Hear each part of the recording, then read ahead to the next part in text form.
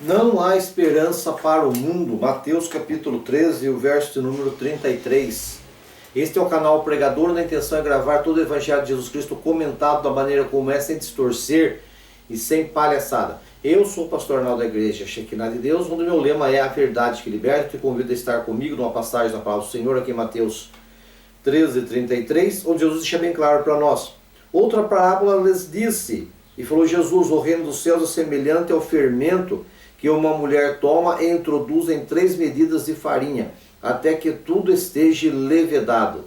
Tudo isso disse Jesus em parábolas à multidão, e nada lhes falava sem parábolas, para que se cumprisse o que fora dito pelo profeta, que disse: abrirei em parábolas a minha boca. Então Jesus disse essa parábola, essa historinha, que o reino dos céus é semelhante a uma mulher que pegou uma medida de pegou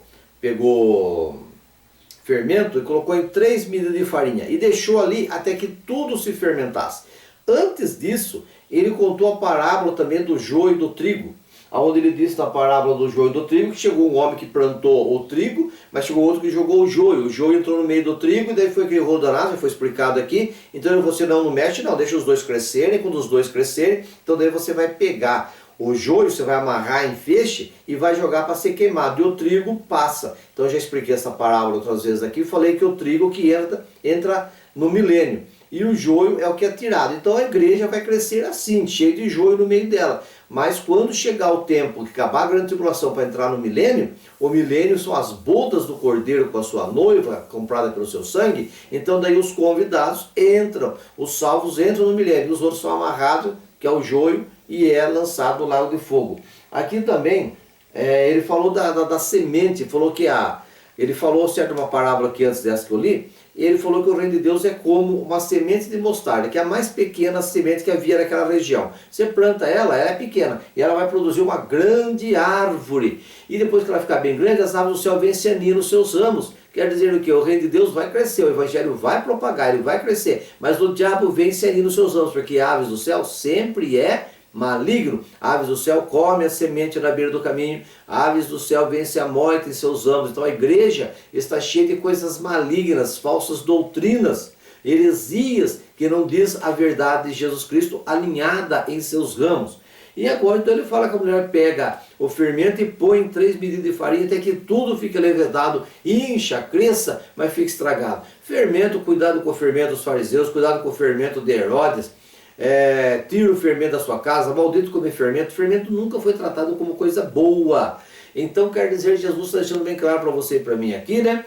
Que o reino de Deus é assim, ele é uma massa pura, uma massa limpa. Talvez seja até o evangelho de Jesus Cristo, uma massa limpa, uma massa pura, ou o mundo em si, né? O mundo está caminhando. Daí vem uma mulher, que sempre foi as mulheres, as grandes bruxas, as grandes feiticeiras, as grandes criadoras de heresias, elas estão bem cotadas como criadoras de heresia. A mulher sempre é bem cotada em ouvir a Eva, ouvir a cobra, em permitir que entre coisas peçonhas na igreja. A mulher é uma benção, é bonita, a mulher é cheirosa, é bonita, ela enfeita o ambiente, ela alegra o ambiente, mas ela é que coloca a raiz do veneno, a raiz das confusões. As confusões que nós temos nas igrejas, os problemas doutrinários da igreja causados pelo sexo feminino. É um caso sério, não é generalizando, mas geralmente é. Elas que introduzem os seus pensamentos, as suas coisas e tal.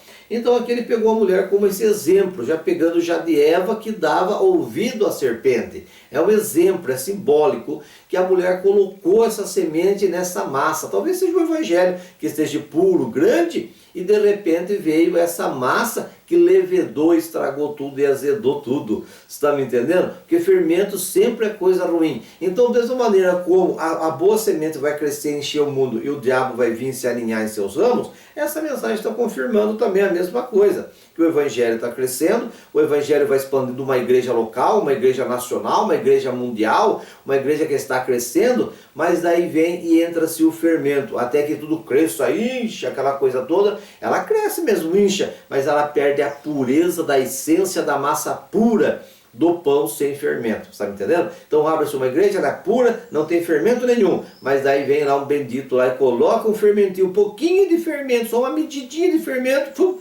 3 medidas de massa é levedado.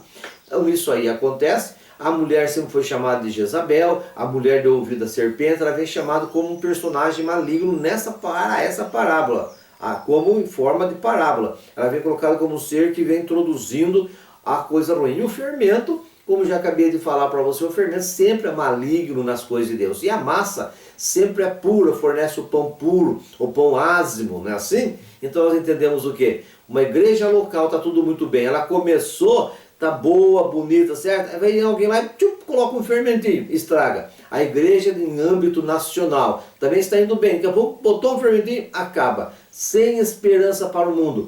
A tendência é terminar esse mundo com apostasia, com heresia, igrejas inchadas no mundo inteiro, mas cheio de fermento. Tá bom? Deus abençoe, acabou meu tempo, eu volto daqui a pouco.